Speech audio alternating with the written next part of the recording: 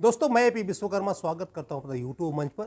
और दोस्तों आज के वीडियो में शेयर करेंगे कि अगर आप किसी फार्मा कंपनी में एज ए आरएसएम काम करते हैं, रीजनल सेल्स मैनेजर काम करते हैं, तो आपके ऐसी कौन सी मुख्यतः समस्याएं या परेशानियां होती हैं जिसको आपको फेस करना पड़ता है और जिसको आप day to day daily practice में आपको उससे मुकाबला करना पड़ता है, उसको कोप अप करना पड़ता है। दोस्तों तो सबसे पहले तो हम छठ की हार्दिक बधाई देंगे पूरे परिवार को, आपको मेरी ओर से। और आप लोग सब अच्छे से छठ व्रत कीजिए। आज चूँकि छठ का खरना का पर्व है और इसी के साथ हम ये वीडियो बनाते हैं। तो पहली बात बोलेंगे, सबसे बड़ी बात होती है एक आरएसएम का टारगेट को अचीव करना। एक रीजनल सेल्स मैनेजर का टीम बहुत बड़ा होता है दोस्तों। अगर उसके अंडर अगर मान लिया अगर करीब अगर 5 एएसएम हैं, तो हर एएसएम के नीचे अगर 5-5 अगर मेडिकल रैप्स हैं, तो मान के चलिए 25 मेडिकल रैप और 5 जो होते हैं एएसएम, मतलब करीब 30 लोगों का टीम उनको हैंडल करना पड़ता है। तो उनका एक टारगेट भी बहुत बड़ा होता है। अगर 25 लड़के में अगर 2-2 लाख का भी अगर टारगेट है, तो ऑन एवरेज करीब 50 लाख का मंथली टारगेट होता है उन लोगों को अप्रॉक्स। ऐसे कंपनी टू कंपनी वेरी करता है। तो 50 लाख का टारगेट अचीव करना कोई वो this is not so easy, उतना आसान नहीं होता है।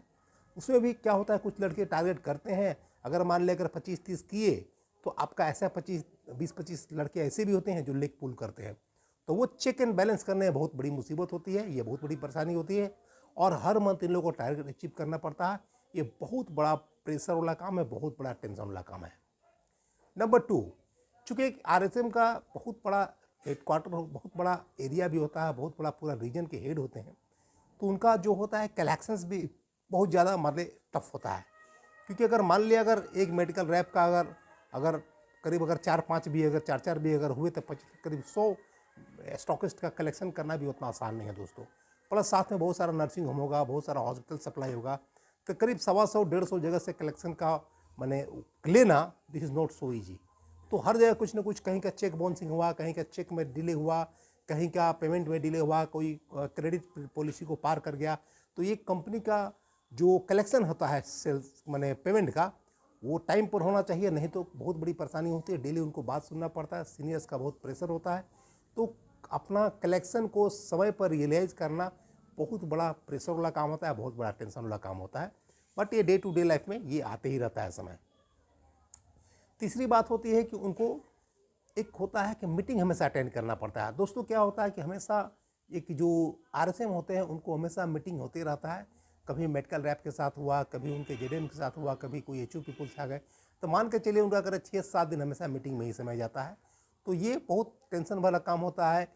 उनको जो 30 उनके अंडर जो है, हर एक एक स्टेप्स पे उनको क्लैरिफिकेशन देना पड़ता है, एक एक चीज़ों को शॉर्ट आउट करना पड़ता है। और हमेशा कुछ ना कुछ लूप होल्स होता है, कुछ ना कुछ कमियां होती रहती है उनके टीम मेंबर्स में, चाहे एएसएम हुए या मान लिया उसके मेडिकल रैप्स में। तो हर बात को क्लैरिफिकेशन देना ये बहुत टफ होता है, और हर बात को जस्टिफाई करना या हर बात पॉइंट पे जो उनको क्वेरी होता है सबको जवाब देना, this is not so easy. और चौथी बात करेंगे, उनकी टीम हैंडलिंग की बात करेंगे।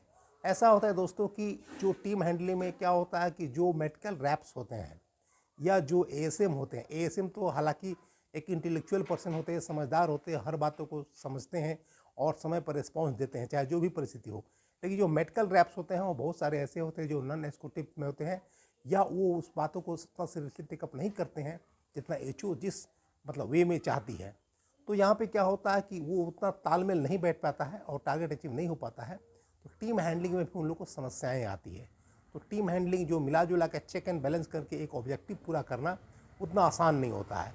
और बहुत सारा रिपोर्ट रिटर्न्स अगर कोई अगर मेडिकल रैप रोक देता है तो एएसएम को रुक जाता है, और एएसएम को रुकता है तो आरएसएम को रुक जाता है।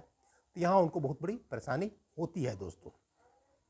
पाँचवीं बात करेंगे, उनका जो एरिया में जितने भी जो सीआरएम वगैरह होता है, जो एक्सपेंसेस होता है, जो खर्चा होता है, जब उसका आरओआई नहीं मिलता है, जब उसको रिटर्न ऑन इन्वेस्टमेंट नहीं मिलता है, तो सारा का सारा ठिकरा जो है आरएसएम के सर पे फोड़ा जाता है। क्योंकि आरएसएम मैंने मान के चलिए कि ऑलमोस्ट 16 अथॉरिटी होते हैं किसी को परमिट करने के लिए, परमिशन देने के लिए कि आपके एरिया में कितना का सीआरएम होगा, कितना इन्वेस्टमेंट होगा, कितना खर्चा होगा, कितना क्या होगा। तो अपने लेवल से कर तो देते हैं कॉन्फिडेंस में लेकर के एएसएम और मतलब मेडिकल रैप्स को, लेकिन अगर किसी कारण से अगर डॉक्टर्स आज के डेट में देखते हैं कितना मतलब चतुर हो गए हैं, कितना धूर्त हो गए हैं, तो उन लोग क्या होता है, डॉक्टर्स लोग भी बहुत लोग से कंपनी से लेकर के उसको रिटर्न नहीं देते हैं। तो यहाँ जब रिटर्न नहीं मिलता है मेडिकल रैप्स के एरिया से किसी भी आरएसएम को, तो वहाँ पे आरएसएम की नौकरी पर खतरे मंडराने लगती है। ये बहुत बड़ी समस्याएं होती है कि उतना इन्वेस्टमेंट करने के बाद रिटर्न नहीं मिल रहा है, आरओआई नहीं मिलता है। तो यहाँ बहुत बड़ी मुसीबत होती है। कभी कभी इसमें आरएसएम की नौकरी भी चली जाती है और टेंशन और प्रेशर तो हमेशा झेलते रहते हैं दोस्तों। और अगर छठी बात करें तो एक आरएसएम का भी कोई अपना पर्सनल लाइफ नहीं होता है। एक आरएसएम का जो होता है, मान के चलिए हमेशा कम से कम 10 से लेकर के 12-13 हेडक्वार्टर में मंथ में उनको टूर करना पड़ता है, हर जगह 1 दिन 2 दिन करके जाना पड़ता है। तो एक लंबा एरिया होता है, तो उनका हमेशा एक एक्सटेंसिव टूर होता है, हमेशा मतलब हमेशा ऑटो में, गाड़ी में, ट्रेन में, बस में, बाइक में, यही पूरा समय हो जाता है। इवन कि उनका जो संडे होता है वो भी समझिए कि पेपर वर्क में, एडमिनिस्ट्रेटिव वर्क में निकल जाता है। तो उनका एक पर्सनल लाइफ नहीं होता है। जितना संडे हुआ, हॉलीडे हुआ, कुछ न कुछ कंपनी का फॉर्मेट्स, कुछ न कुछ सिस्टम आते रहता है, कुछ न कुछ नई नई चीज़ें आती रहती हैं और सबको टाइम पर भेजना, एचओ को भेजना या अपने सीनियर्स को भेजना, सबको कंपाइल्ड करके भेजना, this is not so easy. तो इतना उन लोग को मतलब थकान भरा एक टूर होता है, प्लस इतना पेपर वर्क होता है, इतना एरिया में दौरा करना पड़ता है कि एक आरएसएम का अपना पर्सनल लाइफ बिल्कुल नहीं होता है दोस्तों।